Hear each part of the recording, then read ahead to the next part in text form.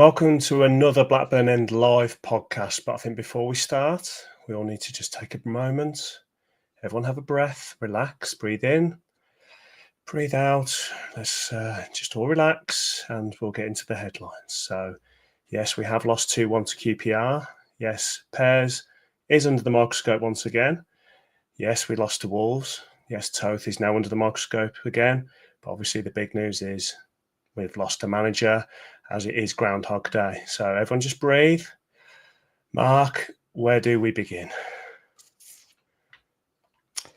Well, it's not quite the podcast we thought we'd be having. Yeah, where do we begin, Mike? Should we just go over the game really quickly and then we'll move on to what everybody wants us to talk about? I think so. I think at the end of the day, we've gone live today because everyone's a bit raw. It's very new news. We're still getting information ourselves, just as everyone else. I mean, there was a lot of rumours. Technically, he hasn't actually gone yet, but there were 2 games to cover. One seems a very long time ago, the QPR game. So let's get into that one first. So obviously, we go into it off the back of a decent result, a decent performance and good results. And yes, and we go and lose 2-1. So the start of a week of a Rovers fan didn't start great, but let's have a look at that reaction. It's not good enough once again. Midweek game, didn't really get going. Yeah, we got ourselves back into the game, but you can't be that lackluster and that lacking in ideas and energy and expect to go to places like this that, minging pitch, tough game, and just bundle your way to a 1-0 win all the time. I thought Corball looked like he's got something when he came on, so fingers crossed that's positive for the future, but all in all, yeah, not good enough really. Well, mate, back to reality. It's another game which we're going to probably break down and try and figure out, what went wrong. First half, probably less said about that, the better. It was one of the worst halves I've seen us have in quite a while.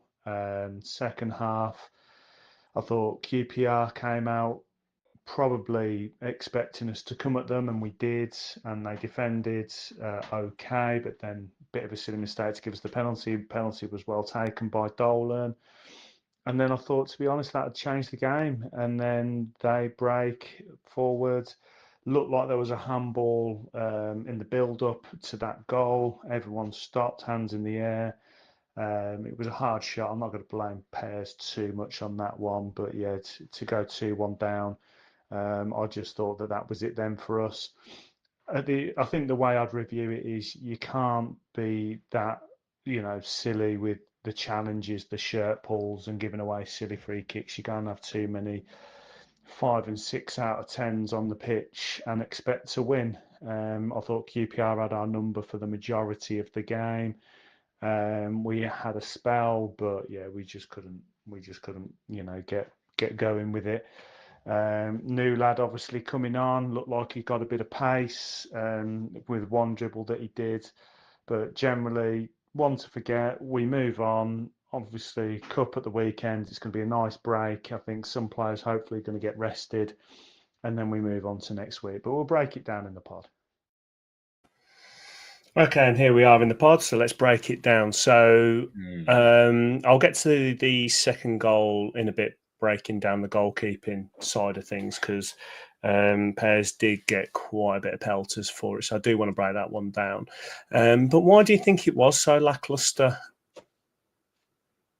I don't know. I think this has been us now for over 12 months. I think if you ignore the Middlesbrough away game, that was coming up for 12 months, wasn't it, where we hadn't won a midweek game, home or away, I think it was. There's got to be something in the travel.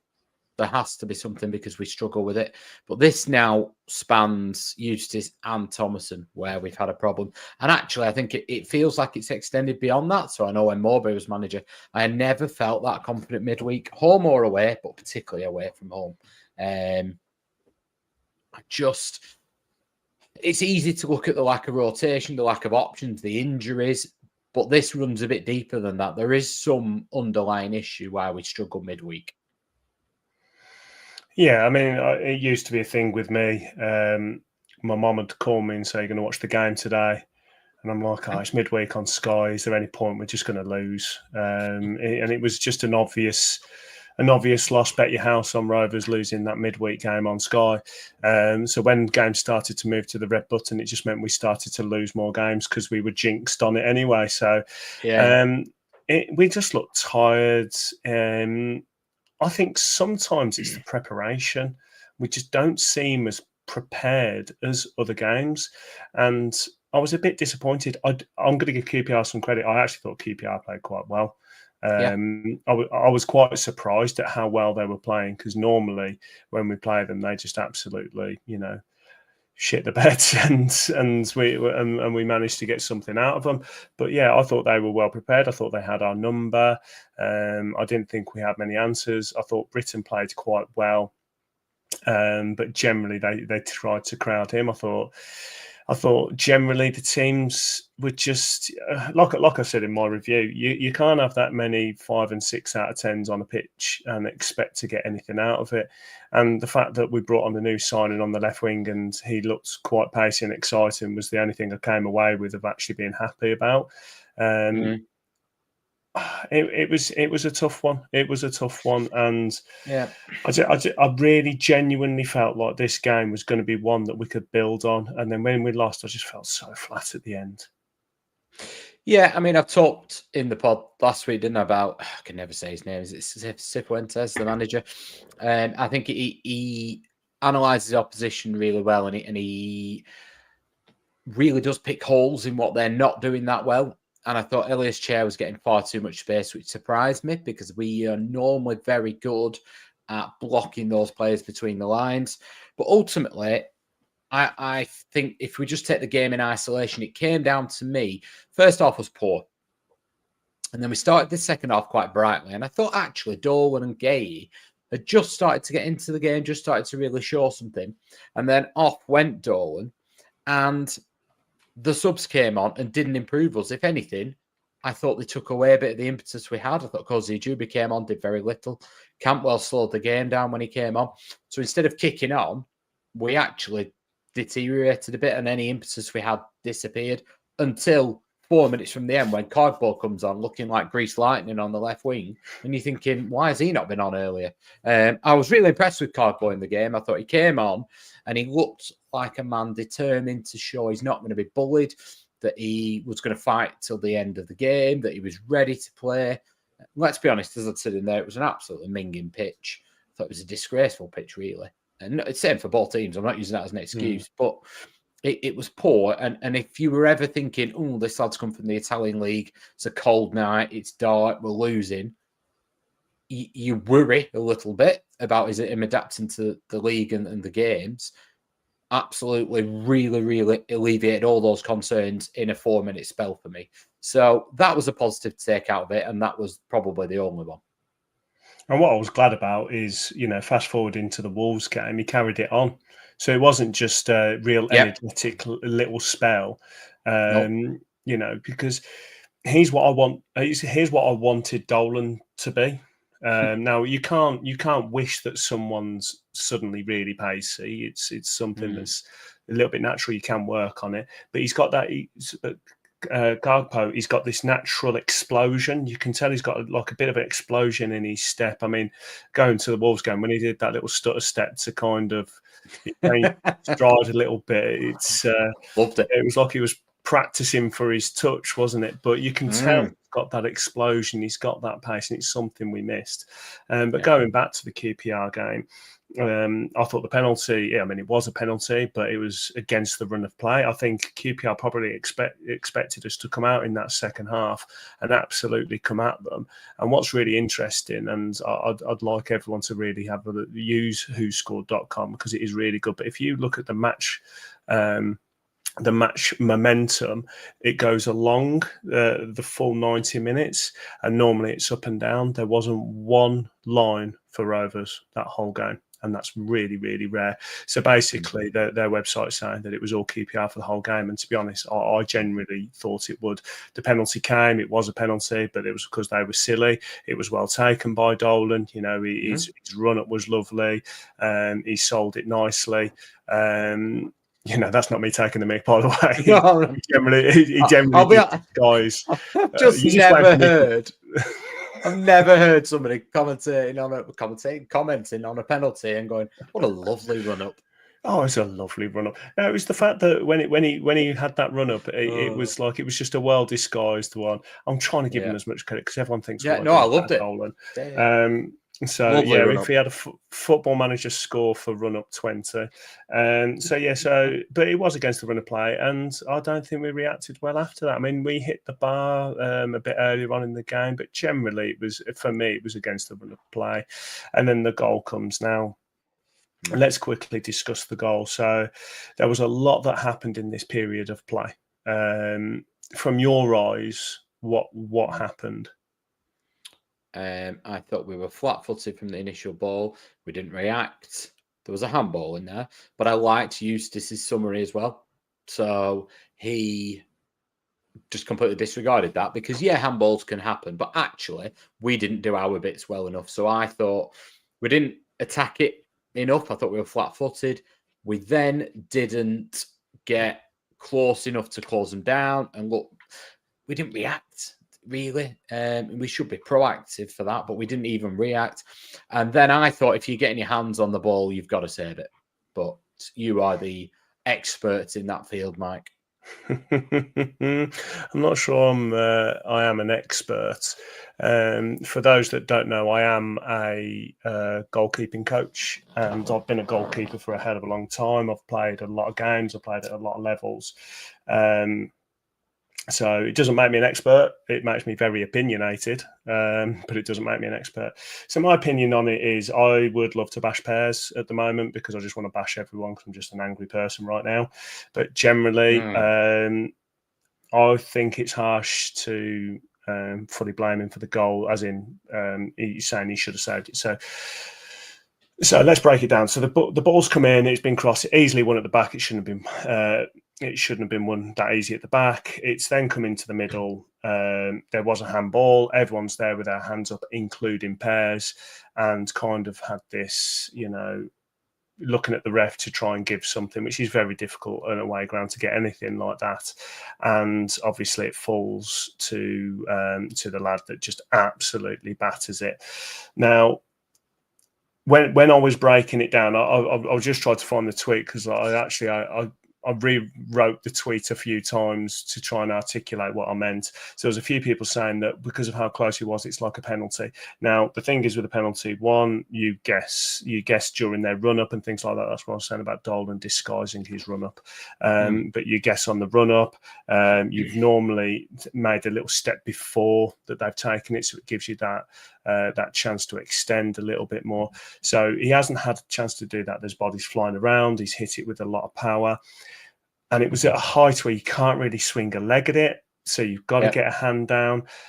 Yes, he's going to be disappointed. He is going to be disappointed. He did get hands onto it. But it's been hit very hard. It was away from him enough to extend his body, but not actually be able to extend the hand and have it strong. So I wanted to do, before today and everything that's happened today, I was actually going to do a graphic to explain. And I've got a pen and paper here, and I was tempted to draw it, but it'd be absolutely awful. But effectively, if you've got a goal and you're stood quite close to your line, if that ball hits you, you've got a very tight angle for that ball to get over the bar or around the post. It's just, it's just simple angles, isn't it? So if it's been hit with that much force, you've got to have an extremely strong shoulder, elbow and wrist to be able to get enough behind that ball to bounce back off you and get around the post or just come back out. I just think it's very difficult. The two things I would moan about is probably slightly too close to his line. Maybe just, you're not going to get lobs, so maybe be a little bit more aggressive in your stance. And potentially, like I think, no, I was going to say something that was probably harsh, but definitely he shouldn't have just been stood there with his hand up claiming the handball. Like, that's just rule 101 as a goalkeeper. You shouldn't be the one. You should be the one reacting if everyone else does it. So, yes, in my opinion, he will be upset about it, but I don't think it's a full-on mistake. I just think it was hit very, very hard, tough to react, tough to get enough lock on your elbow, shoulder to get it to bounce off. But I think there was a lot more that went wrong before that and after. We didn't deserve anything out of the game, did we, at all? No, not at all. Not at all. It was 100% forgettable.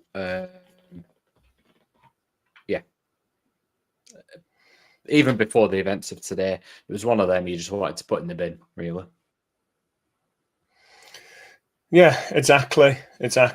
I mean, we really want to move on for these games quite quick so we can get onto the hot topic. So do you have any 3-word reactions you want to quickly mention? I couldn't mention a lot of them, if I'm being honest, Mike. There was a number, but basically it was tired bodies again was the main comments. Yeah, I mean they looked out on their ear, and I think for me when I came away from the game, I felt like it was a lack of preparation. I think we should have tried to control possession a lot more than we did. Let the ball do the work, just keep the ball away from them, and then have fits and starts in going forward, counter-attacks, things like that. You know, you've really got to adjust your game, and we didn't. That could come down to management, which we'll get into. So, obviously, we're not happy with the performance, but we go into the Wolves game. Yeah. And there was rotation in this game. I think we was happy to see some of the players that were named on that starting lineup. But before we do get into that, let's just play the audio reaction. Well, mate, I'm cold, I'm miserable. But looking back, actually, I'm pretty proud of the lads. I thought they played well. They didn't do what Blues did last night, which was just bully and basically cheat their way to being in the game. Whether we needed to do it, I don't know. There's some frustrations. Yeah, Toph made a horrendous mistake. Well, I say it was horrendous. It's not a horrendous mistake, but an obvious mistake for the goal. But yeah, I just thought the lads played their hearts out, did everything that they could. It was just that 1 minute of dodginess that pulled us apart. Just hope Eustace is manager. Can't be done with more drama, but we'll wait and see, mate. Another week as a Rovers fan. Well, I thought, let's just take the new boys first. I thought that Ribeiro looked decent on the ball, decent defensively. Cardboard's definitely got something. They've got that pace we need, and he looks match fit. I thought to say Dennis shouldn't be match fit. He looked pretty sharp. Definitely will bring something to the team when we get him fully fit. I thought Woodrow came on, again, very similar. He's not playing much football. I thought his touch was decent. Potentially you could see him playing in that 10 role maybe as well. Just when we need to press on a bit more and cause the teams a bit of trouble. But there's only one thing on everyone's lips, isn't there? And that's how dejected our manager looked. And I'll be honest, that's just taken the focus off everything. I don't really want to break that down, but I get the feeling that tomorrow might be an interesting day. Obviously, I'm recording this Sunday. We might have a lot to talk about tomorrow night. And we certainly have got a lot to talk about. I mean, you called it. It was, the news was coming out before the game. I think there was rumours days leading up anyway. It was a difficult game then for the fans to get into. There was the attendance already wasn't what we wanted it to be. Ticket sales weren't there. I think there was a lot of people voting with their feet. The fact it was on telly, it was a cold day. There was a lot of people that didn't want to go. So the atmosphere didn't seem fantastic. But when people started to see the starting lineup, I think there was a little bit more excitement about seeing a few players. Was there any players in particular that you thought should maybe have played that didn't, or was you happy with the starting lineup? I was happy with it. I thought it was sensible not to have Travis there. I thought it was sensible not to have Beck there. He's obviously been carrying knocks and playing an awful lot of football. I was pretty happy, and I wanted to see some of the new boys, if I'm being really honest. Yeah. What about you? Yeah, I was happy. I mean, Garpo was the one. because he was our only permanent signing with any kind of contract this transfer window. Again, we'll get into that one. And I think we had that little taster the other day, and it was good to see him start. And I was desperate to see Dennis, because I'd seen little bits of him. Obviously, when we do this and we sign a player, you straight on YouTube, you straight on all the forums and stuff, see what people are saying. And he was one that we were told to be excited about. I mean, I've looked at the ratings on whoscored.com, and I don't actually agree with the ratings. I mean, Garpo got a 5.6. I don't agree with that. Cantwell got a 5.8, which I think quite a lot of people agree with. I felt like we started quite well. I genuinely think if it wasn't for that minute of chaos, I was actually quite happy with the general performance of the lads. And I came away feeling relatively positive about everything other than the manager situation. I was quite happy with the signings. One question I had for you was Buckley got man of the match. I was really surprised about that. I didn't actually think he played. I was getting really frustrated with him. Why did he get man of the match? I knew he was playing, and various things, but it was just a normal Buckley performance for me. I didn't really notice him that much. I think one of the things he was doing was he was playing some balls over the top, and all of a sudden we've got an option where we've got pace to make those balls into something. But I thought it was more due to the likes of Cardboard making something out of average balls, as opposed to them being, defense splitting passes.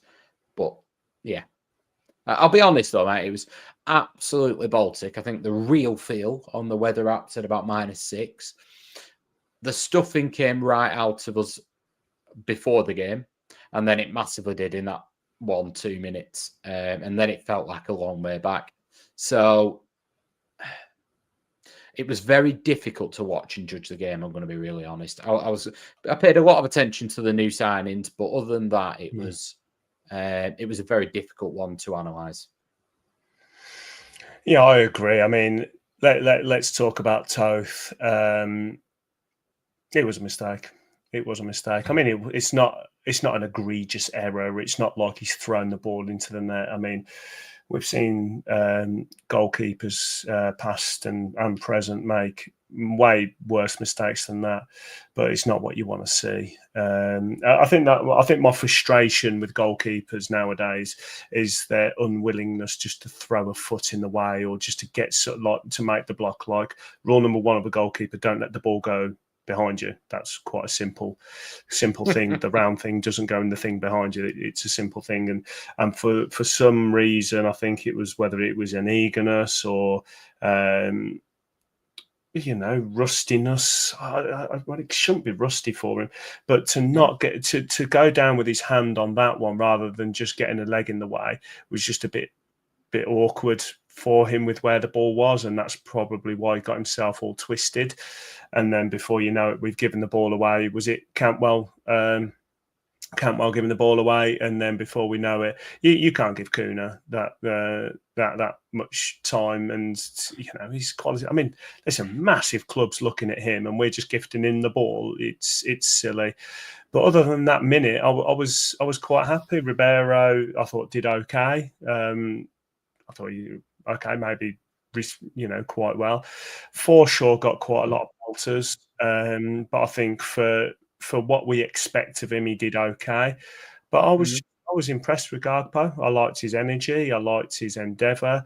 I didn't like the fact he got booked for diving. Now, this one's a little bit contentious because I spoke to a few people about this, and they were like, "Well, he's tried to get." He's moved his foot across to get tripped, and it's deceiving the ref and stuff. And it's like, okay, but is it a dive? Is it a booking? Because, I mean, people put in the comments what they think, but I thought it was harsh because there was one later in the game, and even like it got mentioned on commentary, and they said, "Oh, that was a dive," but he didn't get a booking. So it's like, when are you going to give a booking and when you're not? Like, if it's not a penalty, absolutely fine. But just because it's not a penalty, you don't need to give a booking. And I think that kind of irritated me. But generally, I thought he played really well at the start, and then we got a goal that should have counted, didn't count. What's your thoughts on that one? Exactly what you're saying, mate. We could have been 1-0 up. I would put that in the I've seen them given penalties. I think that's one of them that, if you're Man United and you're at Old Trafford, it gets given. Initially, from where we were, it's very difficult to tell at the other end of the ground. You watch it back, the first two camera angles, if that's all you've seen, you're saying, yeah, no problem with the yellow card. You watch the third camera angle where you can actually see the feet. And I think he brings his right foot across to initiate the contact, but actually it's his left foot that gets taken. So VAR certainly wouldn't have overturned it if they'd have given it. But you need things like that to go for you, don't you? If you're playing a team in a league above, you need that, whether it's offside or not, to be given for you.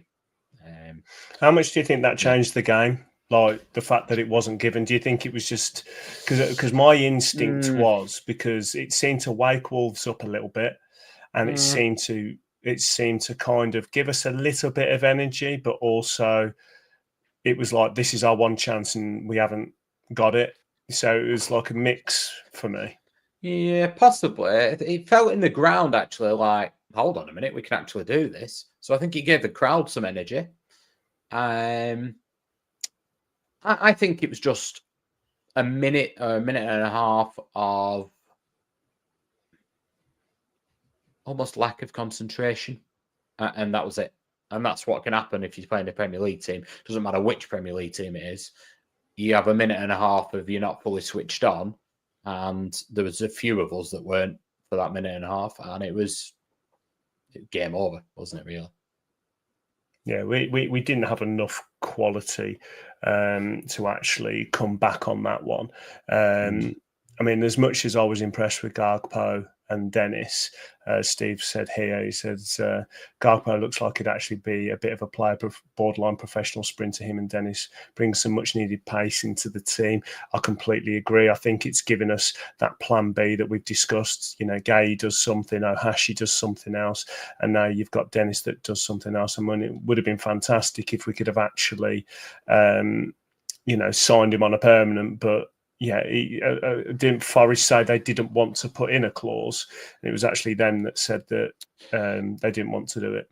Yeah, I think it's very, as we've seen before, it's very difficult to put a buy clause in a loan agreement late on because you have to have so many conditions attached and things. I also think that, what is it reportedly that he's on £80,000 a week at Nottingham Forest. So that would be very difficult to start negotiating with him. I think the straightforward thing to do is get the loan sorted and then go from there.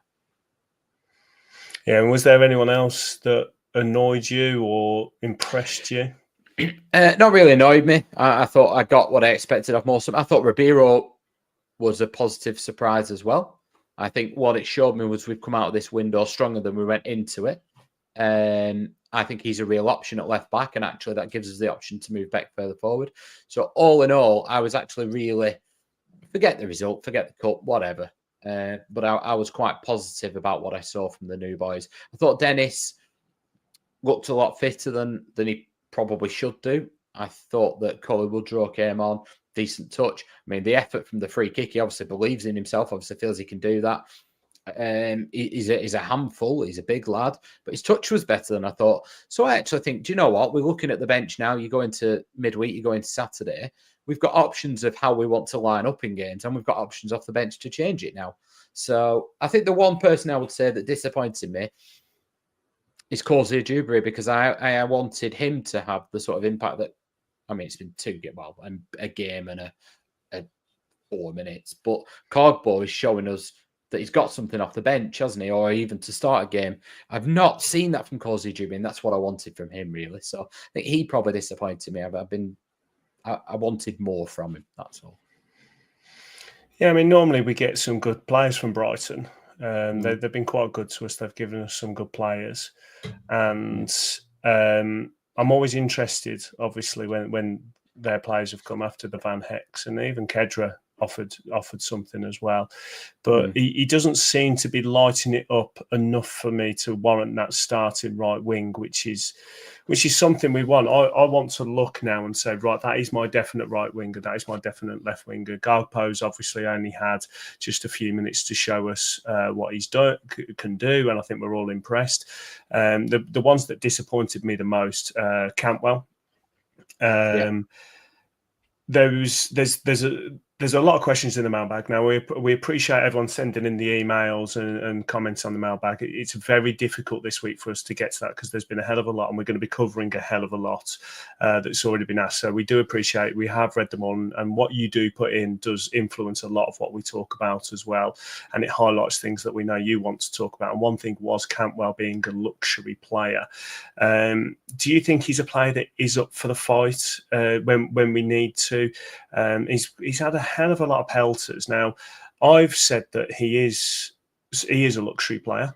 He is someone you just stick in that number 10 role and just let him try and be creative. He's not going to be someone that's going to bust a gut to get back and make a last-ditch tackle, and he's not going to be a Schmodix that, you know, comes out of that number 10 into the box and get the goals.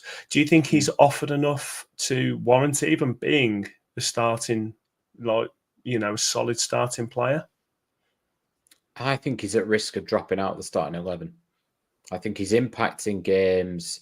With his style, you've got to be having a real impact, haven't you? And I remember when we played Dunny in that number 10 role, just behind sort of DeSanto under Allardyce, and he wasn't able to get about the pitch. He wasn't able to impact the game all around the pitch. But what he did give you was goals and assists and a real impact.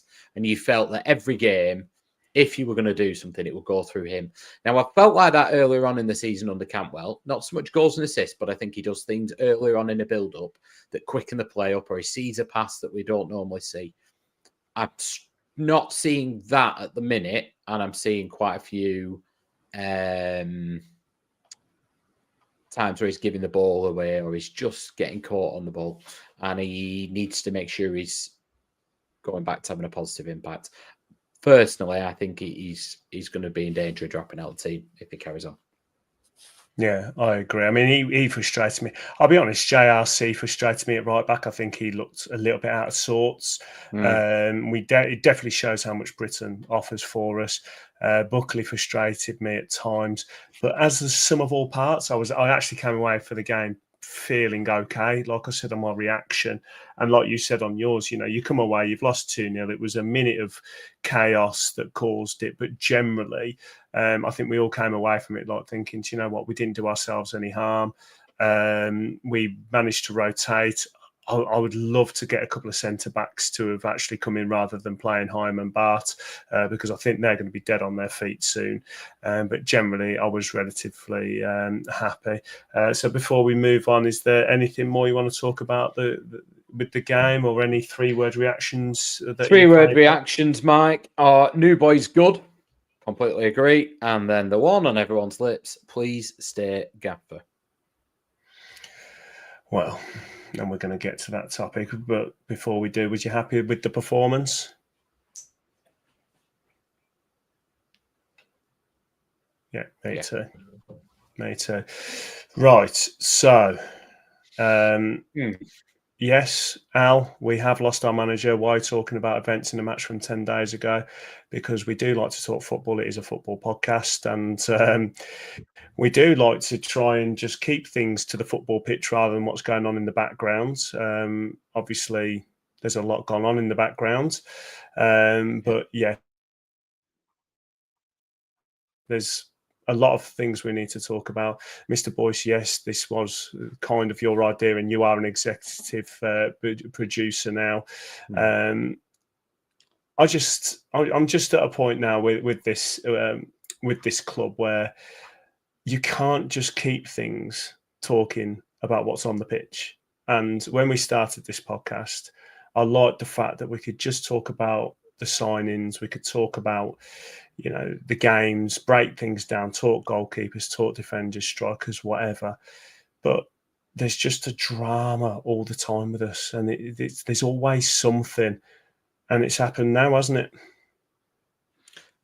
Yeah, I think there's times with football clubs where things just happen. Injuries, suspensions, a manager gets poached by a team. That's a great opportunity for him. A signing wants to leave. It's happened up to us loads of times. Shearer's left. Look at the drama we had with Sven-Göran Eriksson when he was coming in. But it just feels like every time we're building, not only we're not capitalising on it, we're shooting ourselves in the foot, pulling the rug from under ourselves.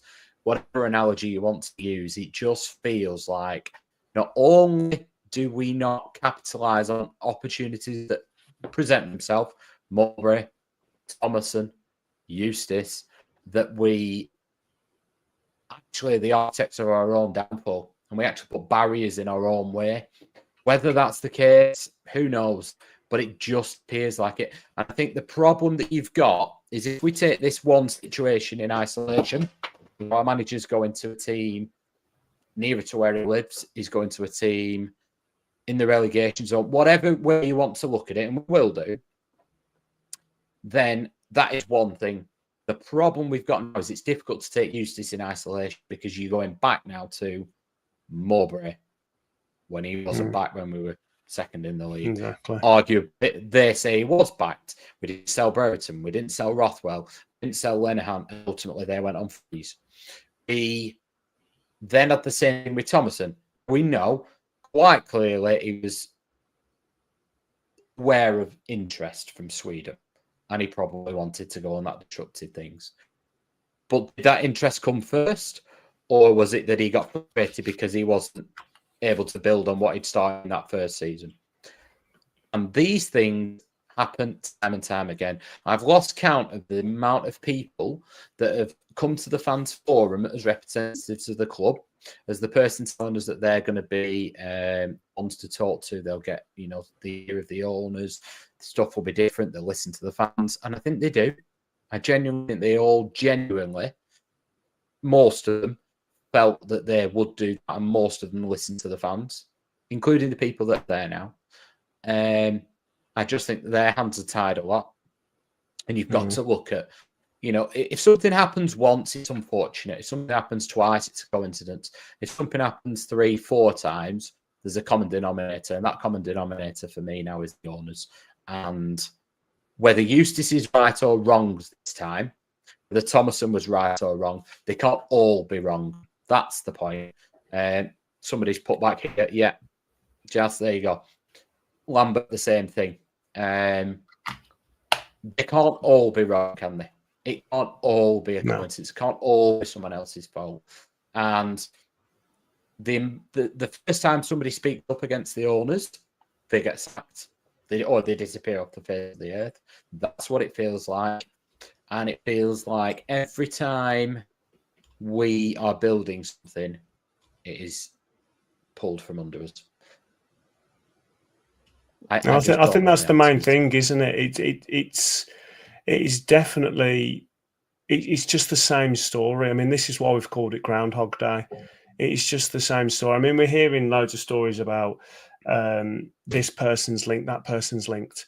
No one's linked for the sheer fact that this seems like it's been really quick.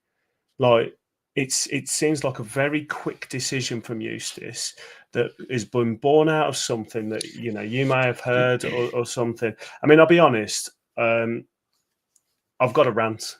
Am I allowed to have the floor just to get some stuff off my chest, Mark? Because I've got some stats. I've got everything. I know we all love stats, but yeah, this is a little bit of a rant. So I heard a saying recently: if you keep cutting the grass, you'll get to the dirt. We just have this consistent pattern of implosion. It's a pattern of having these high-value players, and rather than keeping them and building a squad to compete, we're just letting them go. Then instead of investing that money into the playing squad, that money gets lost, like leaving manager after manager, like you've just said, scratching their head, looking for the next rabbit to pull out of the hat. Each signing seems to be a rushed loan, a free or a low fee signing where, we just cross our fingers and hope that it's going to work. We've talked about it on podcasts, haven't we, where the recruitment team, they have all these things going on. And I get that, but it just all seems like it just all seems very cross your fingers, hope for the best.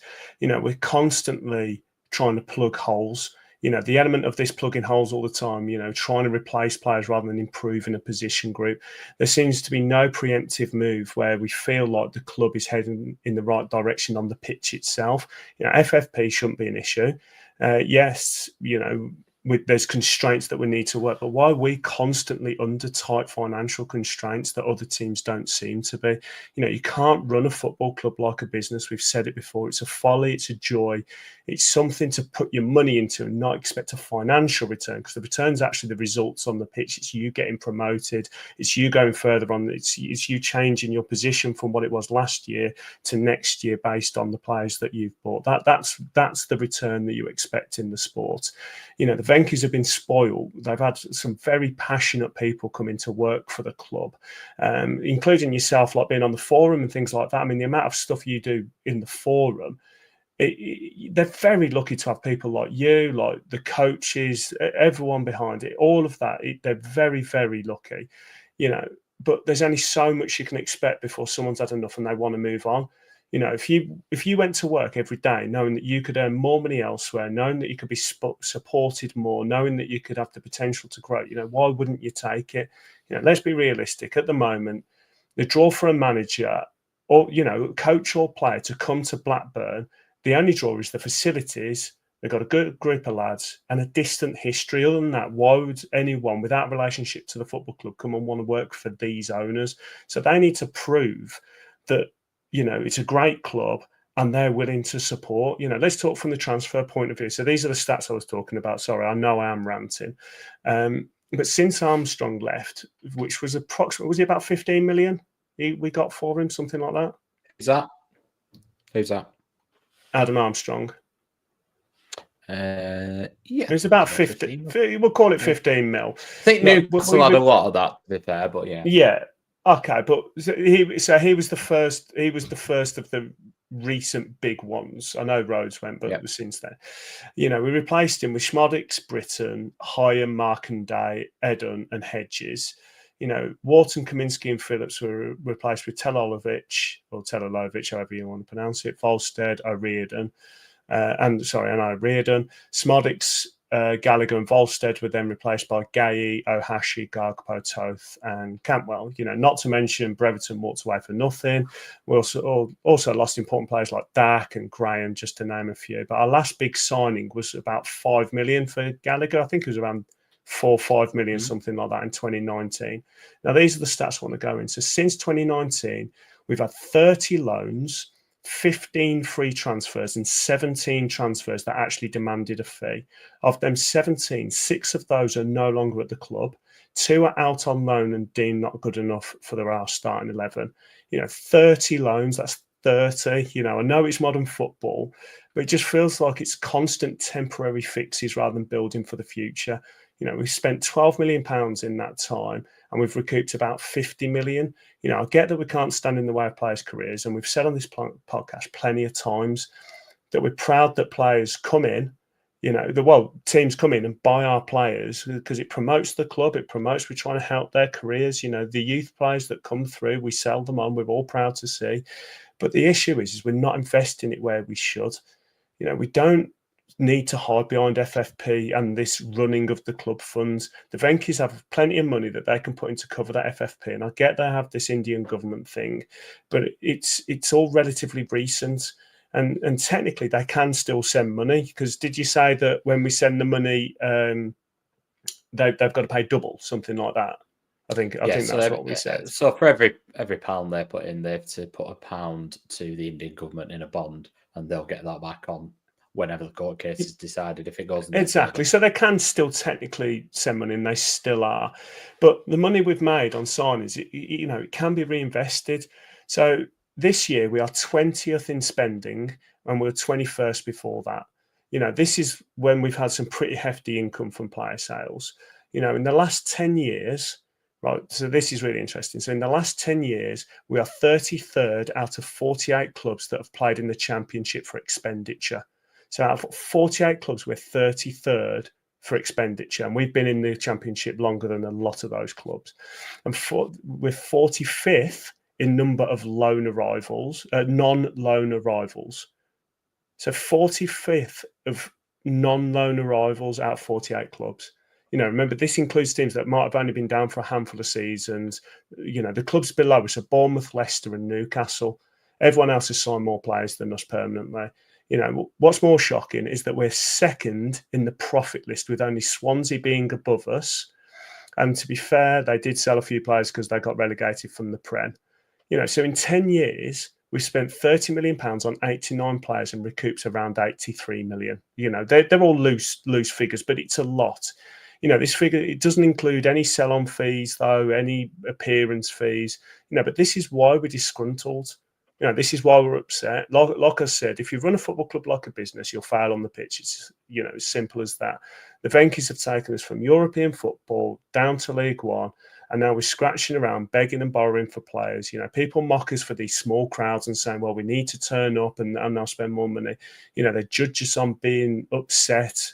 And I really believe it's because we're a small club. The modern big media, they just don't care. People are just laughing at us. You've got Man United fans crying that their latest £100 million player isn't working, and Neville spouting off about how the owners are shocking. They don't know the half of what we've been through. My blood pressure's through the roof with it, and I know it's the same with everyone. Sorry to rant there, Mark, and take it away. No. You can have the floor for a bit now, because I do feel like it's just a joke. You're absolutely right, Matt. And I think the problem you've got is, I looked at Liverpool had owners, didn't they? Not at a dissimilar time to us, and they were forced to sell the club. We've had allegedly agent contracts to run the club, to manage the club, whatever, that are in breach of rules. We've had financial irregularities suggested. There's been things at the High Court, but ultimately nothing's been done. And there's got to be more done to protect clubs. I think, yes, we are fortunate, if you like, that we've not been Bolton. We've not gone bust. What if Venkys turned around and said, right, well, we're not paying the bills, like the Joker at Sheffield Wednesday? But we want more than that. This is not just how long does this go on for? Is this going to be 40 years? Is this, people talk about, is it tax reasons that the owners, are they actually costing us anything? Do they even care? Are we just one of their 100 and odd businesses? Is Eustace just one employee within that? But so how long does this go on for? Do we just tick along? I mean, what I'm going to say is Callum says here, you can't tell me Eustace didn't know this. Well, he probably did, but what he won't have known is when he was taking over, and what we were told all along was the business model for us as a club is buy low, sell high.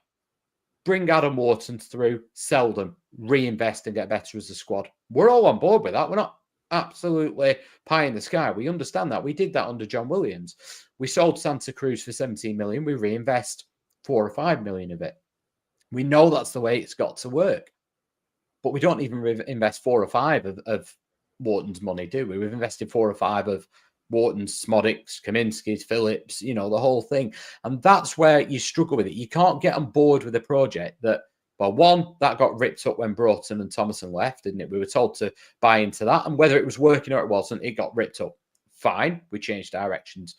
But you can't get on board with a club that's continually not reinvesting and not looking like they're moving forward. And every time we look like we're making some inroads and you start to believe again, you just go, oh my God, out we go again. And we're starting again. And this is why, Groundhog Day, this is why it's bigger than just the one incident with Eustace. But now I'm just going to go on to Eustace now. So we've had people saying, it's happened quickly. if you think that clubs randomly and just a shot in the dark make formal approaches, you've got your eyes closed. Ultimately, somewhere along the line, Derby have either sounded out or been encouraged to make that approach. Now, we're led to believe, and Alan Nixon's story talks about how Eustace's agent is busy. And we are led to believe that, therefore, his agent puts Eustace's name out there. Now, let's say Eustace is via his agent, is having a bit of a flirt up with Derby. Whether that's to enhance his and strengthen his hand at Rovers, or whether that's to go to Derby, whatever. But actually, then this is where the Elliot Jackson story comes in. Now, he's not got quotes from anyone. He's not got any inside scoop like we've had previously with Lancashire Telegraph. But it makes sense, doesn't it? And that's why people go, oh, yeah, I can see that. So he wants what? Eustace talked about, I want to talk to the owners first. To me, yesterday's interview sounded like he wanted the club to tell him he was wanted, to show him he was wanted, and to then give him some assurances, whether that's, who knows, whether that's more sane transfers, whether that's more of the transfer money being reinvested, or whether that's just simply, we've got players running out of contracts. I can't coach a team to keep building if they're just going to disappear in the summer and we're going to start again. That's not building something. Maybe it's a combination of them all. But people have said, well, why would he go to Derby? Okay. So, well, he'll probably and assumedly get what I've just talked about. So that's done. 30,000 fans. PNS, that does make a difference. They're not that far off the relegation zone of getting out of it, let's be honest. And managers have egos. He'll think, I've done it before. I can get them out of that. I can go and, get them nice and tight at the back. Stay up. He obviously feels the platform is as good as ours, doesn't he, at the very least, if not better. And that's what's cutting here from somebody from inside the club who knows as well. What we are then looking at as fans is, well, that must be an indication and an indictment of what he's seeing at the club and how we're being run and how we are viewing the vision. And this is because it's not just a one incident. This is more and more people that this is happening with. You look at how many people leave behind the scenes. Ultimately, as fans, we've got a load of people out of contract in the summer. All right, the amount of options. But we said we'd never get in this situation again. We said we'd never be in the last 12 months of contracts, because then what does that do to a player? Well, it strengthens their hand, doesn't it? You start trying to negotiate with them then, and it massively strengthens their hand. You go that, let's go on to Rovers. I think now, I would have said once upon a time that there's no way forward for us, that this is it. There's going to be protests on Saturday. It's going to be toxic. Now, that might well be the case. Whatever. I'm not promoting that. I'm not against it. People will have their say in whatever way. For me, I think you turn up, you support your team. We've still a chance of the playoffs. And ultimately, if we get in the Premier League, whether Venkys benefit or not, we benefit as a club. So I want that to happen. If you want to have your say at the owners, you do whatever you want. But we've got to replace quickly now. And actually, I felt there was a spell under Thomason when he was leaving that I couldn't see a way forward again. I was like, oh, God, they're never going to turn this around. The crowd are turning. How quickly does it turn around? If we went and appointed a manager, and there are managers out there, before Saturday, we'd start debating, well, actually, if we upgraded on Eustace here, he comes and has a positive game on Saturday, it will turn around quickly. And I'm not saying that fixes everything. It papers over the cracks, because the issues are still there, but it can turn around. It's not all doom and gloom. And people going, well, why would you come to us? If Eustace is going, what does that, that obviously says things about the runnings of the club. Managers have egos. Managers have egos. You look at the Lambert situation when he came in, he had a break clause. They didn't announce it at the time, but he had a break clause. Manager will do that. If he's looking at Derby, we're going, well, why would you go to Derby? They're in the relegation. He's looking and going, well, I can keep them up and I can see the positives and I can build. A manager will look at us and go, well, right now they're in the playoffs. But if we drop, say we lose to West Brom, we could drop to 14th, couldn't we, after Saturday, I think it is. But a manager will look and go, well, they're not far out of the playoffs. Look at who they just signed. They just signed Dennis, that cardboard. Sorry. Managers have egos. They could see an opportunity here to have a real run at it. And actually, if it doesn't work, oh, well, yeah, the club was a mess. I'm going to leave. It's not going to dent them. I really, really do think that actually what we're looking at now is a short-term fix. I think long-term would be the ideal, but I think we've got short-termism with the players, and it's not a way to run a club long-term. It isn't. But I think we go for a manager now with a view of a short-term, a bit like we've done with the loans, who can get us into the playoffs. Is there like somebody Neil out Warnock.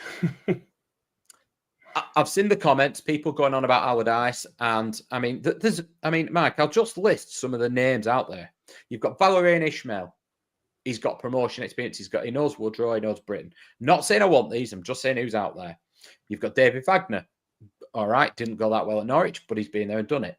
Russell Martin, please, God, no. But anyway, you've got Gary O'Neill, done an okay job. Steve Cooper, people going, well, he'd never come. He might. Rob Edwards, I'm not sure about. You've got Big Sam. Big Sam took the Leeds job on.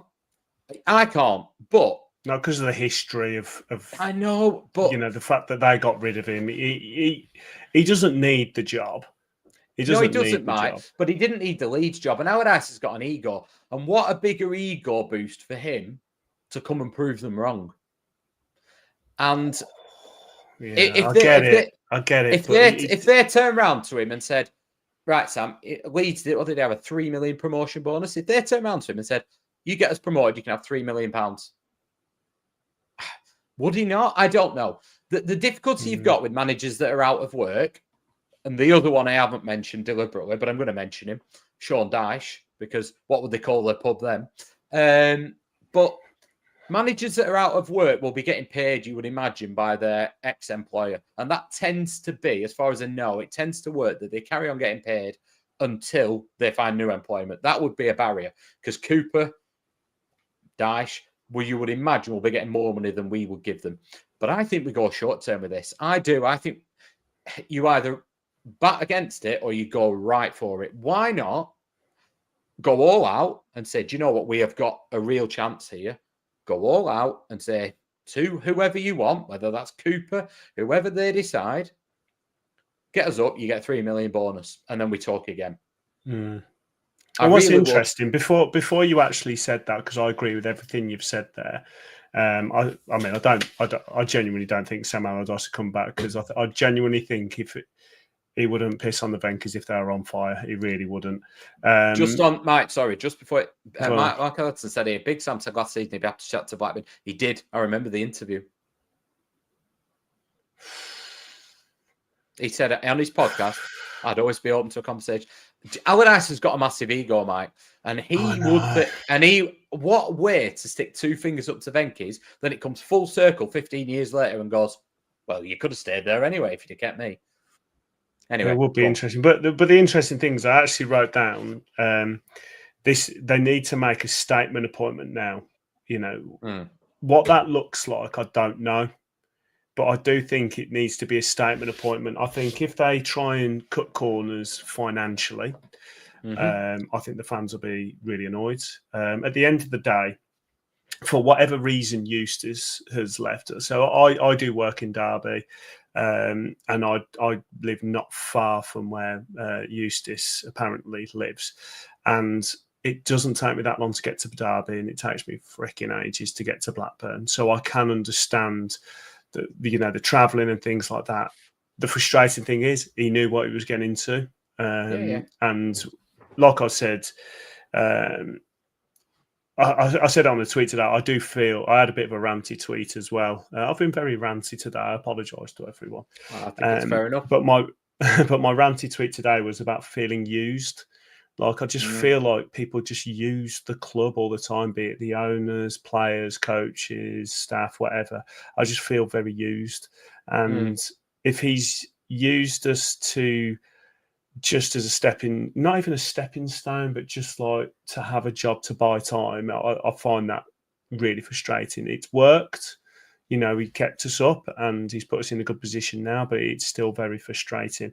But I do understand why he's made that move. But the optics for me are, if we'd backed him to where he felt like he should be, he wouldn't have entertained this move. And I think the fact that a manager has left us to go to this situation, it is slightly embarrassing, and there are reasons behind it that I'm still trying to comprehend. And that's why I just want the club now to make that statement,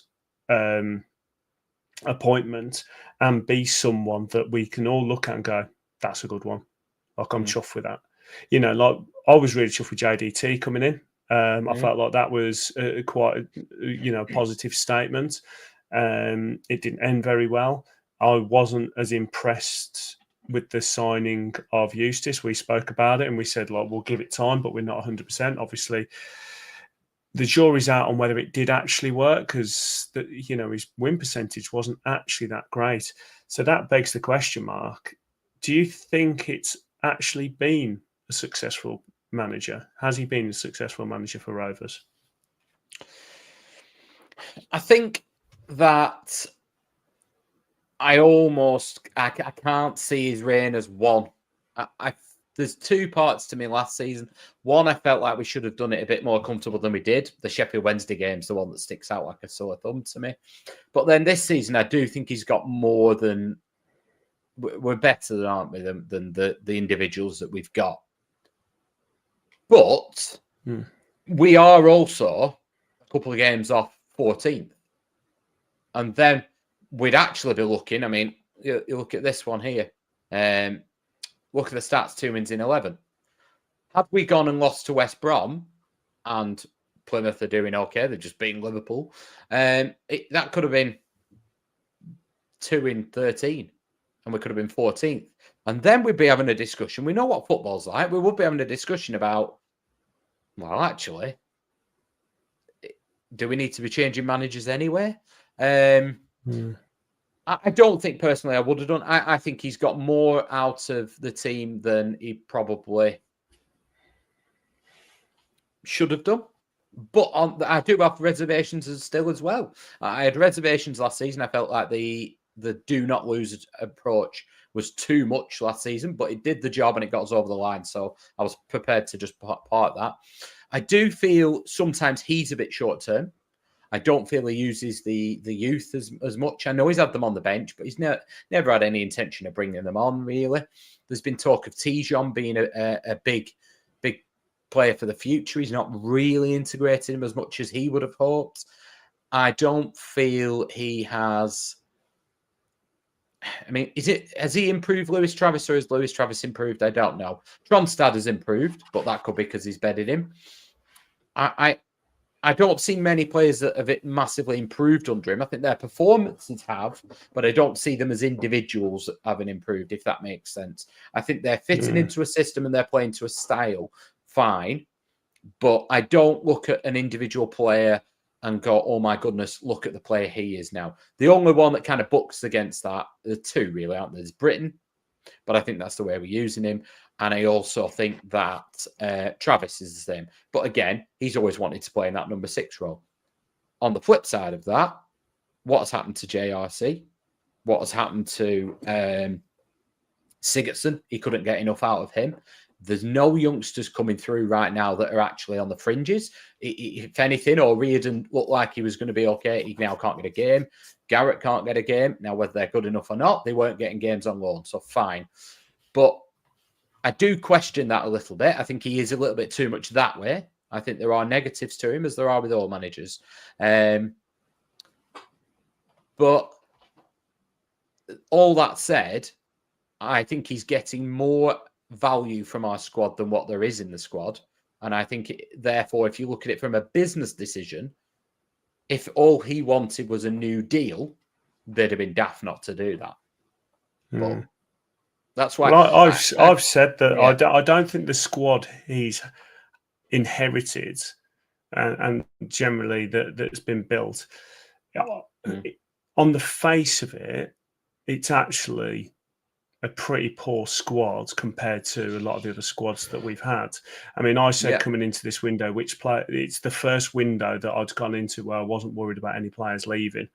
And I thought that that was kind of damning for me, because normally Yeah. you go into a window and you're like, oh God, we need to tie him down and he's destined for bigger things. And this was the first window I came into and I was like, do you know what? There's not many players here I'm concerned. Now, Britain obviously was on the cusp of that, and Travis has been playing quite well. But generally, there is normally that X factor player or two that we've had over the last few years that we've gone, do you know what? They're going to be with us for short term, and then they're going to move on. So I do think the squad that we built this year, on the face of things, wasn't great. I do think it is a sum of all parts, which is why we are where we are. Because it's crazy to think we are sixth. You know, we're talking like that. You know, as fans, we are talking like that. We're a club in absolute, you know, crisis. You know, that we're going to be going down the leagues. We're not saying that. What the issue is we had someone that was making chicken salad out of chicken shit, something I've said plenty of times. We've had players playing well above what we expected of them. The Danny Bart's coming in and becoming fantastic players for us that we didn't expect.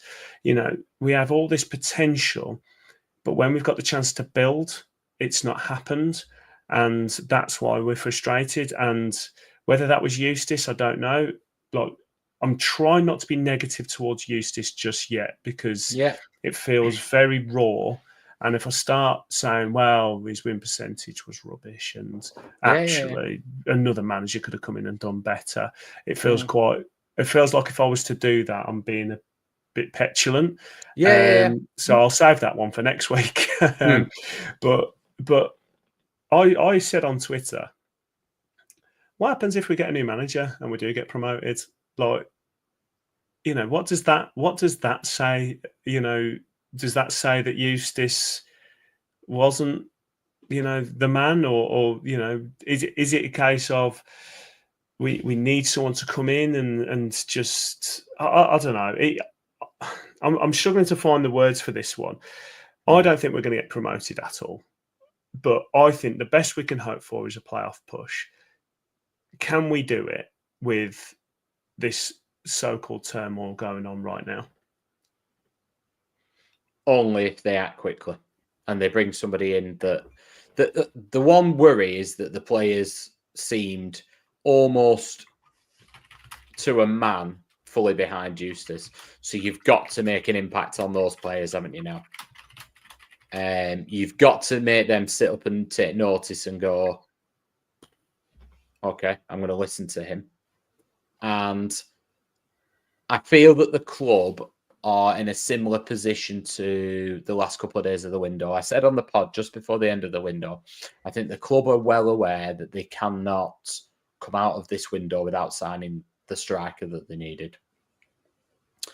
And I feel that they are well aware that they cannot let a manager just come in who's one that's going to build for next season or something like that. I think they know they've got to almost make a few waves with this manager.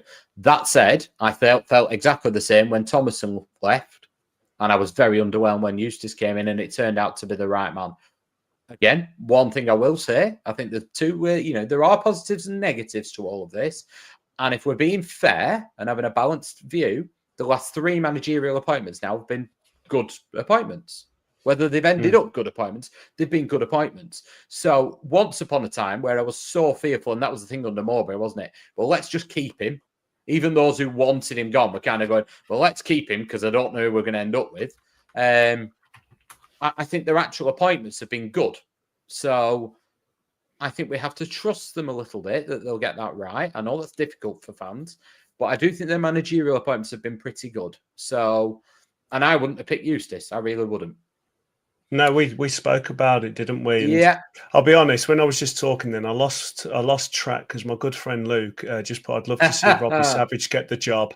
And I read that comment and I was like, oh my God, I can't, could you imagine? But yeah, I mean, we spoke about Eustace and we were not sold. I mean, I always had Blues fans messaging me and stuff saying, "Oh, enjoy it. Eustace will bore you to death." But whilst I'm not sure it will go down as a massively successful appointment, at the end of the day, he kept us up and he's put us into playoffs with a squad that we didn't expect him to. So whilst that win percentage isn't fantastic, I agree with you. You've got to say it's been a good appointment. JDT, okay, it ended pretty sourly, and there was moments that we don't like to discuss during his career. Some of the decisions he made at very important games that we didn't like. And Mowbray didn't tend to have a plan B, but he got us loving Rovers again. He's got us back into the Championship. He brought us the delights of Dak and Graham. So I do trust that our next appointment's going to be solid, but I just don't know who. I'm seeing all these comments like, who would you have? I genuinely don't know. The only one I saw there who's a definite no for me is Steven Gerrard. Someone put in about Steven Gerrard. And no, I agree. That's a no. I think if you're looking at Eustace, how good he was, I think we will judge in about a year's time. I think that there are negatives that I can foresee that we will look back on. And I think there's similarities with his Birmingham career. Everybody talks from the outside about how they were in the playoffs, Birmingham, and then they brought Rooney and he dropped like a stone.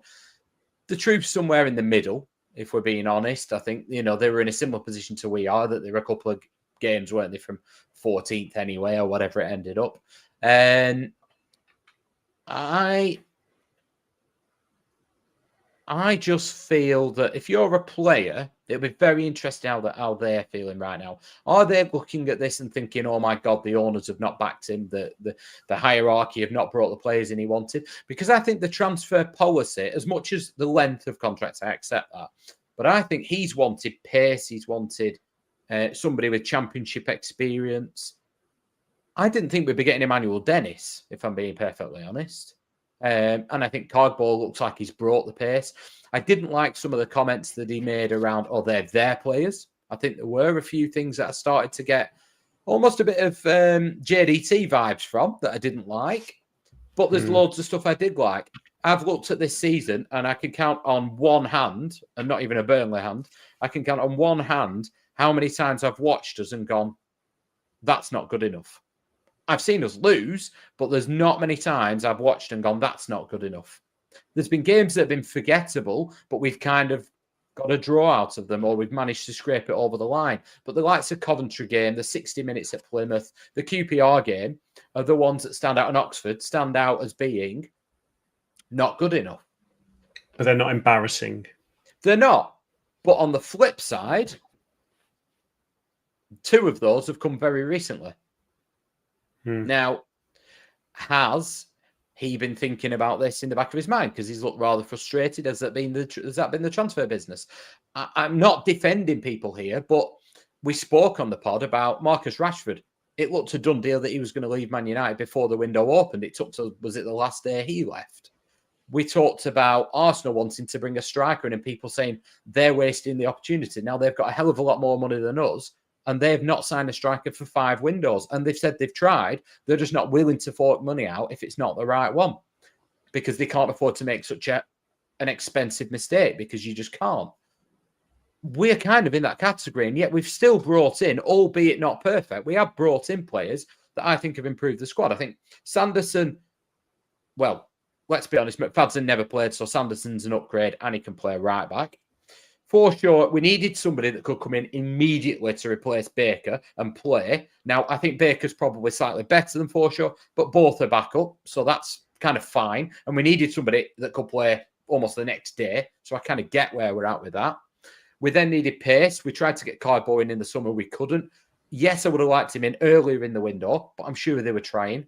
They were clearly trying for Thomas Asante, and then all of a sudden he's become Pele at Coventry. And Coventry, he couldn't get a game at Coventry, and now all of a sudden they couldn't let him out, and the club weren't willing to pay money for him. So I have sympathy there, because that would have been a 27-year-old buddy that would have had money, and value potentially to grow in him. I think we've brought in Dennis, who's what we were saying. We need some quality short term, yes, but that's why you bring loans in for me, is the likes of Emmanuel Dennis, where we couldn't afford to buy him, but let's bring him in. on the flip side of that, if you're the pessimist here, we've brought in Woodrow, who's not scored many, and we've brought in Dennis. We've waited until February to bring them in, and neither of them have played for a year. So are they even going to be right until March? Having seen them on Sunday, though, actually, particularly Dennis, looks almost match fit. So, I think it goes back. I think it goes back to the point I made with the stats. Is it does all seem like just scraps, and I know that's really, really harsh. Like, because I agree. I thought Dennis played well. I thought Garpo played well. I didn't really see enough of Woodrow, but it does feel like scraps. I mean, Forshaw, he's not what we need. He's not improving us. He was someone to come in and be a bit part player. To cover, and you can tell. I mean, I said he's done okay, but that's just because I expect absolutely zero from him. Sanderson, you said yourself, you was getting frustrated with him in the Bristol game. He looked very sluggish. Like Callum's saying there, Garrett is better than Forshaw. This is something we've said all along. If you've got players around the early 20s, if they're still going out on loan, I'm not being funny, like they're probably not what we are looking for. I want to have any player that's in their early 20s around the first team. Can they do something? Put them on the pitch, because some players, they're practice players, some players are match players, and you just don't know.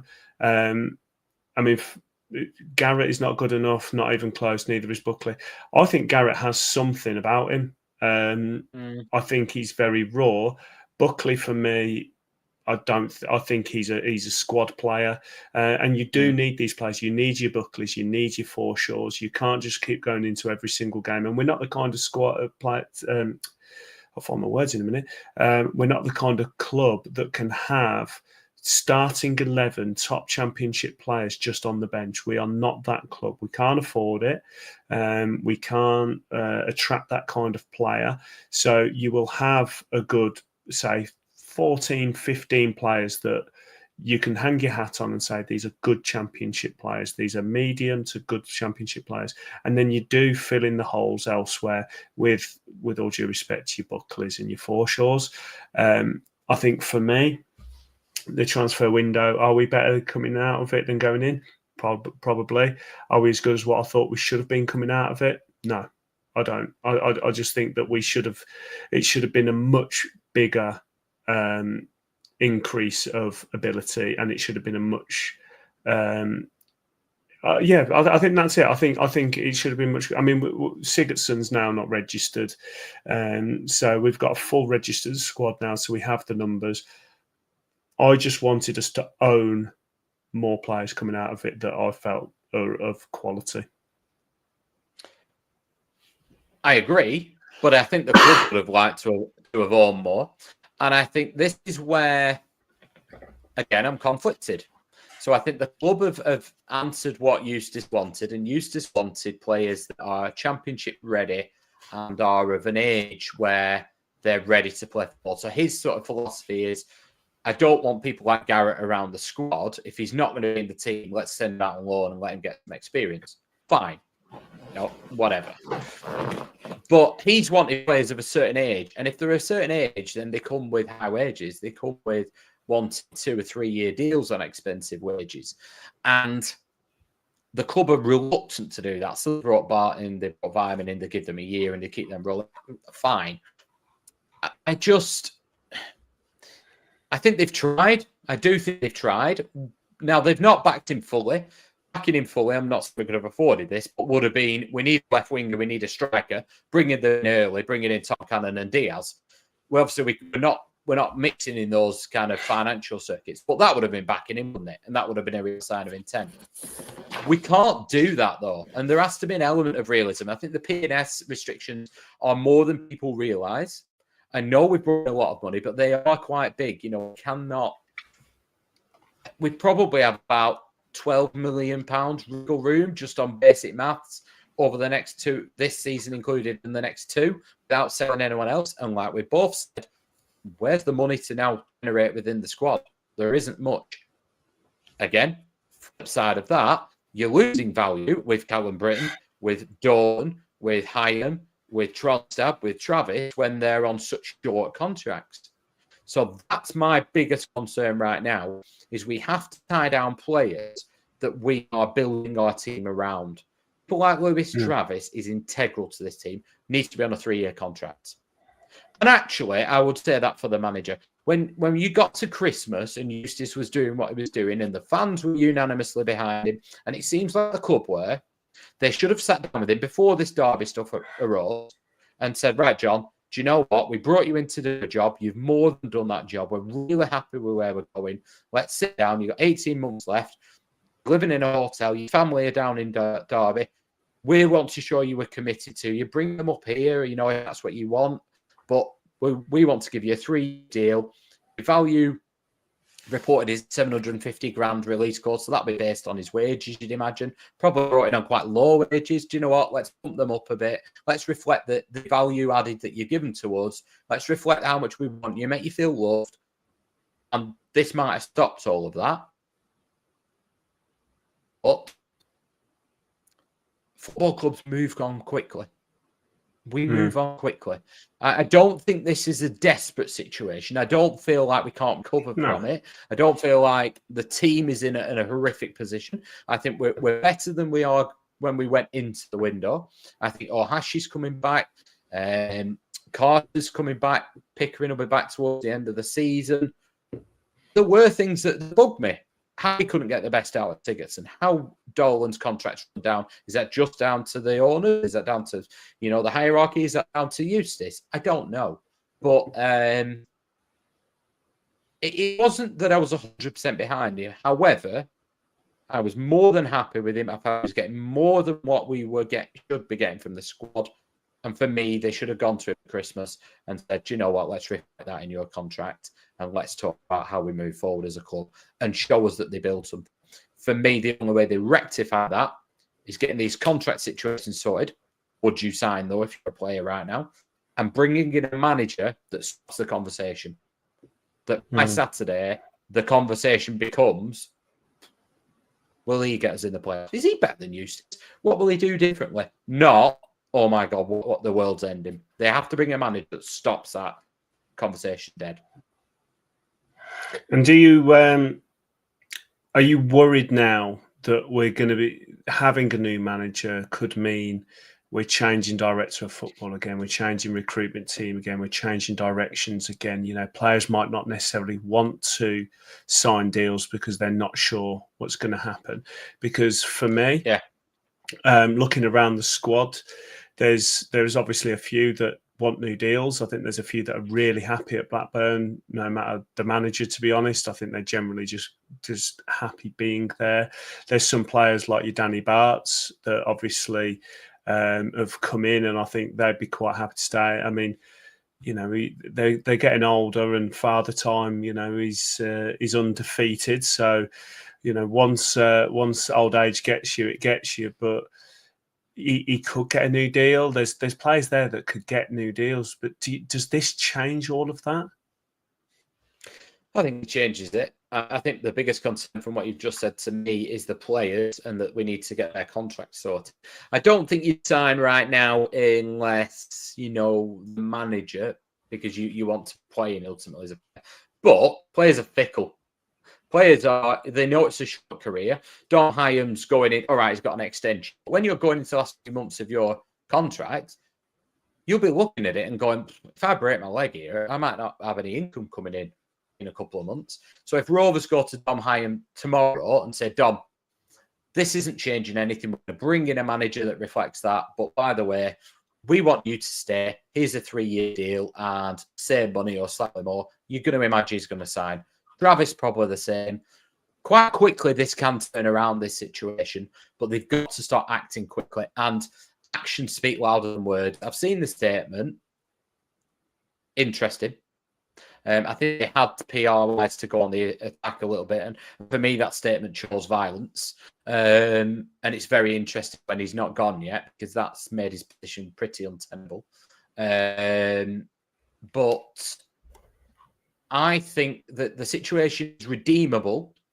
But again, I am where I was at before the window. Actions speak louder than words, and they've got to act fast, and act decisively, and act very well. And that isn't just the manager, but that extends to the players. Go and give those players that deserve new deals. We'll see in the summer how good Eustace rates some of those players, because if he really wants, he could take Danny Bart, he could take Andy Byman, he could take Dolan if he wants. He could have a conversation about taking Hyam, Travis, or he could have 6 or 7 of our players, couldn't he, by the end of the summer?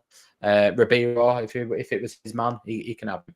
But ultimately, footballers, you get the odd one like David Dunn, who's at the club because he loves the club, and it would take something huge to take him away. But footballers are very, very, and football itself is very quick to move on. Very quick that, do you know what? That was yesterday's news. A new manager comes in, they win on Saturday, they put their arm around them and tell them, do you know what, Lewis Travis, I've always admired you. You are the best thing since sliced bread. Here's a 3-year deal. You'll be my captain. All's well in the world again. And I think we've got to make sure we do that. Matt E., I feel like blocking you and banning you from the channel. Oh, he's signed to be a pundit for the Champions League as Wayne Rooney, hasn't he? Oh, good. Get him away from me. I mean, going back to the club statement, I was a little bit disappointed about it. It had a very air of petulance, childishness from the club. I get that they're upset. I understand that they basically wanted to tell the fans that they're upset about it.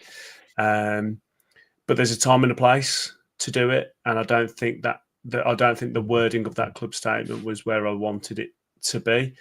I mean, no. The start, Blackburn Rovers can confirm that head coach John Eustace requested permission to speak to another Championship club following the activation of a clause in his contract. They could have left all the rest of it out of it and just put the club will make no further comment at this time.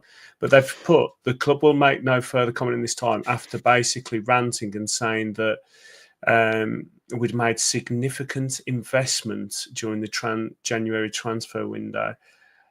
I think that wording is embarrassing for a start because it wasn't a significant investment. There was people that came in, but I don't necessarily think it was an investment. But just the wording was very childish for me. I mean, this statement, I don't know who wrote it, but it's been written with emotion, not professionalism. And when it comes to a club statement, I want professionalism. I have no inside knowledge on this, but I feel you hit the nail on the head there. I think this is a statement from a club that is hurting. I think it's a club that felt it feels like they've given him an opportunity.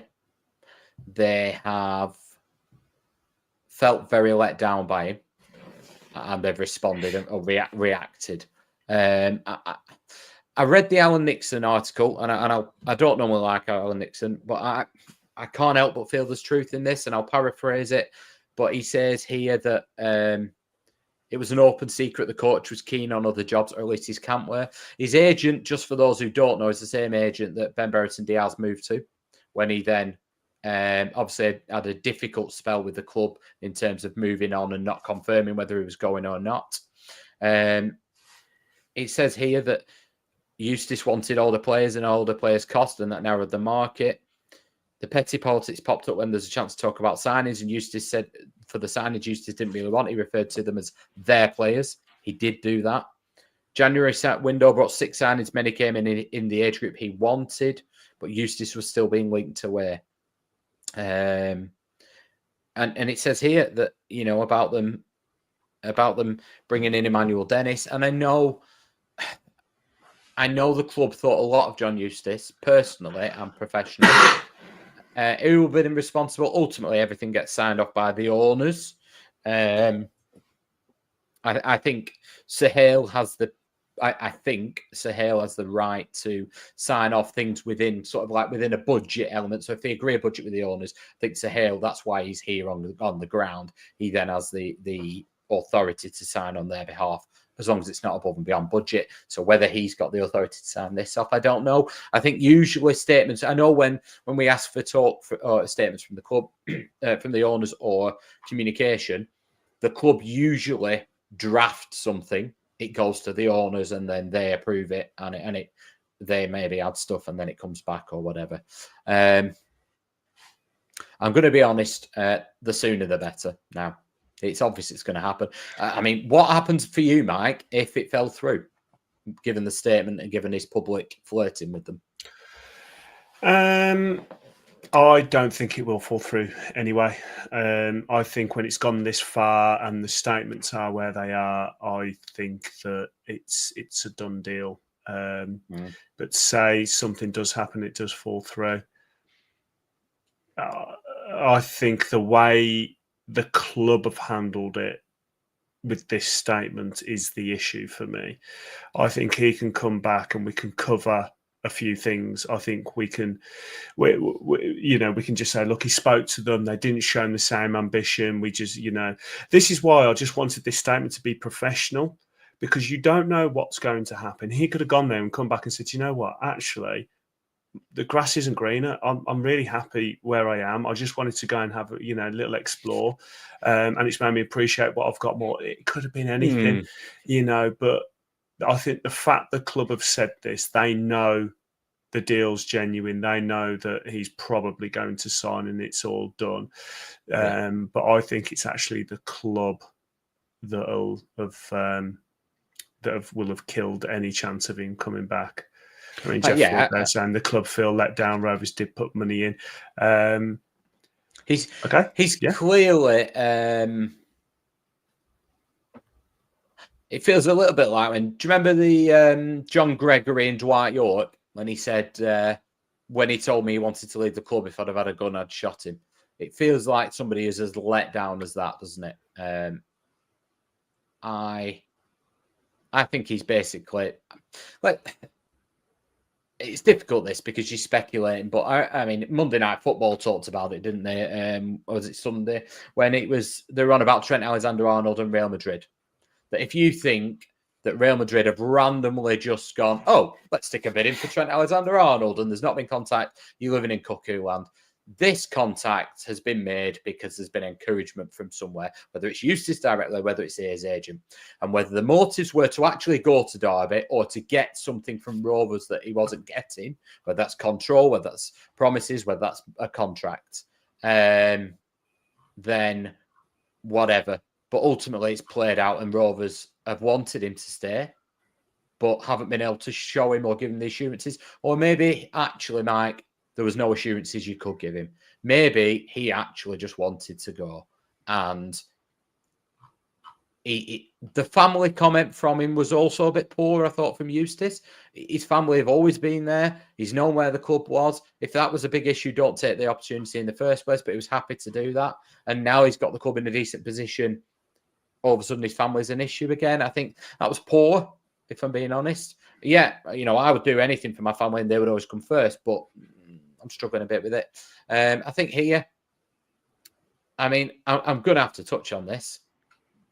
People talking about Dyche here. Everton fans have had a right pop at Sean Dyche, haven't they, in his football? But he turned those from down the road, from an absolute shambles, worse than we are right now, let's be honest, into a stable Premier League club with a very, very limited budget. Would you take him, Mike? No. I just couldn't. It was bad enough having Coyle. Do you think that's the same? I mean, Coyle was an awful manager, wasn't he, as well? So I know. Oh, mate, don't do this to me. I'm gonna go out on a limb. You know when you really don't want to like somebody. I couldn't help but admire Dyche. And I think all Rovers fans felt the same. So every time there was a job coming up, Rovers fans would be in the comments going, Dyche should get that, Dyche should get that. Exactly the same as Burnley fans were doing about Eustace, by the way, recently. Because he was somebody that they admired. I would, thank you, Mr. Boyce. I would take this. I'm going to make a headline here. I would take Sean Dyche I would. Can people just put in comments quickly, because we're going to wrap it up soon. We're going to have to do a poll. Can people put in comments and just out? say, would you take Dyche? Yes or no? So Dyche in or Dyche out, and we'll do a quick little Ginger Ale. It'll never be that bad, will it? At least it will never be that bad. We've even got people that don't even support Blackburn coming into this to watch us. Wow. So, Andy, make sure you do like and subscribe on that one.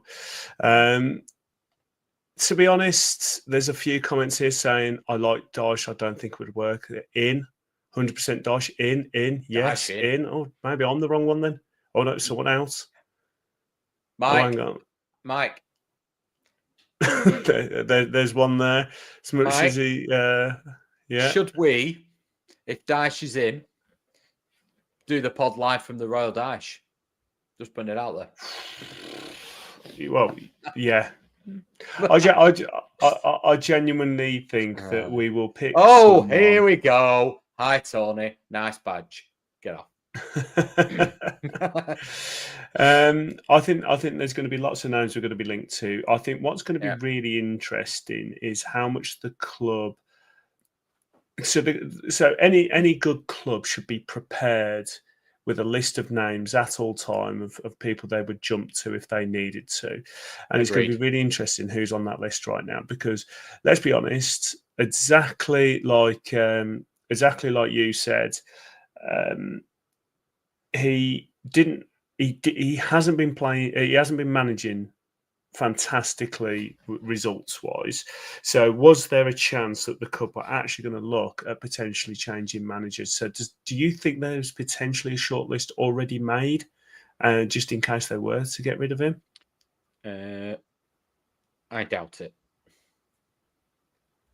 it. I can't see us having an appointment in the next week. I don't know. I've just got a feeling. I think they had a big run up to the JDT because it was brewing. So I think they probably did with that. And I believe there was a bit of a disagreement about the direction to go. And that probably was the end of Greg Broughton, because I think he wanted to go down the foreign route. I think the British route has come from certain members of those behind the scenes.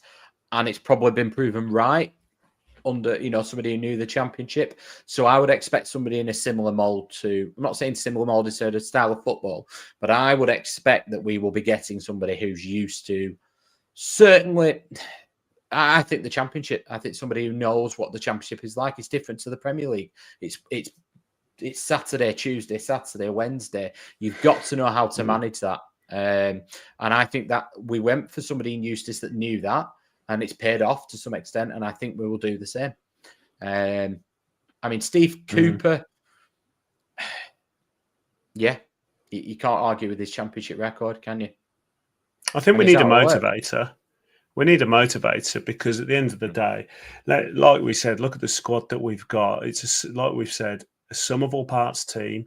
There's loads of yeah. There's a story behind that one. Okay. So we're a sum of all parts team, and we've got a lot of players that need to play above their probably abilities, and that's when you need a motivator. And I think we're at that stage. We need someone to come in that's willing to. It's like I was just about to say, we need someone like a Neil Warnock. I mentioned it earlier. If we had prime Neil Warnock available, he would be the one that you would want to call in. As much as he was a knobhead, he got people going. And I wouldn't want him in the summer, but we are where we are right now. We are middle of Feb, and it's somebody for me that we look at. Right, who gives us the best chance of getting in the playoffs, and then we start again. Is where it is for me now. I'm happy with the short-term appointment, which would be, whether I'm happy with Warnock's a different matter, but that would be the kind of appointment Warnock would be. I don't think this is the time for a project, a longer-term view. Des Buckingham, he's been sacked at Oxford, hasn't he? So I tell you, I could have seen, Mike. I could have seen Gary Rowett had he not gone there. Tony Pulis. Wow, what a shout that is.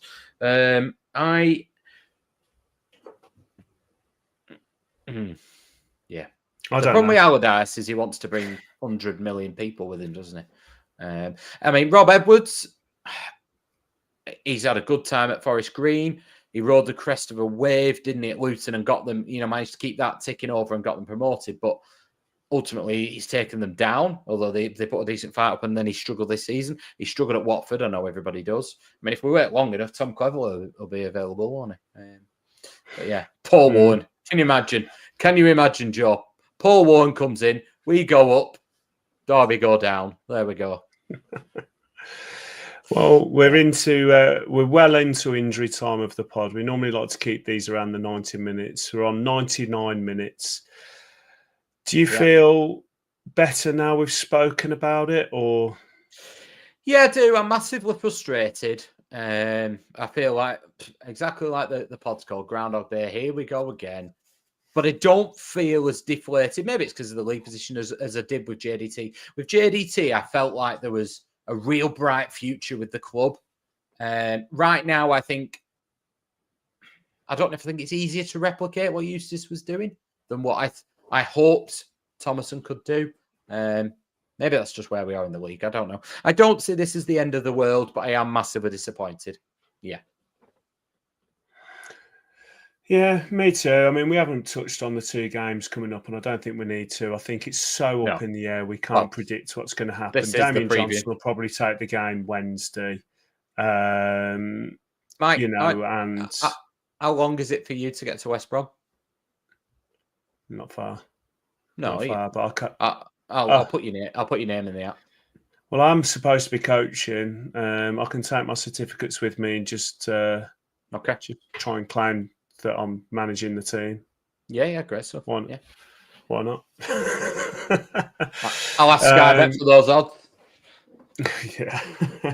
But no, Mark, it's great. And thanks to everyone that's been commenting, watching. The viewers have been great. It's great to, when we're doing these live, sometimes I have to turn the comments off and I have to go onto a different page because some of your comments just make us laugh, and they are really good comments, and we do appreciate it, and we appreciate all the support that we get. We enjoy doing these as much as painful as it is when it's at times like this. We do appreciate all the support, but can you please make sure you like and subscribe to the channel? It does help us with all the algorithms and stuff, and it means that hopefully we can get some good quality content for you. But it's another week as a Rovers fan. It was a little bit more sour than usual with 2 losses, losing a manager. But you never know. Next week we could have a great manager we're all happy about. We could have 2 wins under our belt. And we're all thinking Eustace who? I mean, Mark, what's your prediction for the next week? I think Wednesday will tell us all we need to know about where the players are at. I think that's massively important. And then we need a new manager in by Saturday. 6 points, a brand new manager, easily in the playoffs, and Eustace who? Yeah. I don't think that's going to happen, by the way. I can go with that. But thanks for joining me, Mark, today. No, thank you, Mike. It was a tough one to decide to do, wasn't it? But I'm glad we did it in the end. It's at the end of the day, we're all trying to digest it. We're trying to give positives, negatives, trying to give the whole viewpoint. It's a difficult one. It is. And I'm sure we'll be very active on X. We'll be active in the comments on the video. So make sure you're all commenting and you're helping us grow. And hopefully next week, everything's going to be nice and positive. So again, I'll finish how we started. So everyone just breathe, just all enjoy, relax. It's going to be fine. We're all going to be good. And next week, we're all going to be nice and positive because apparently it's a privilege to be here. And we're all very positive fans. So until then, have a good one and we'll see you next time.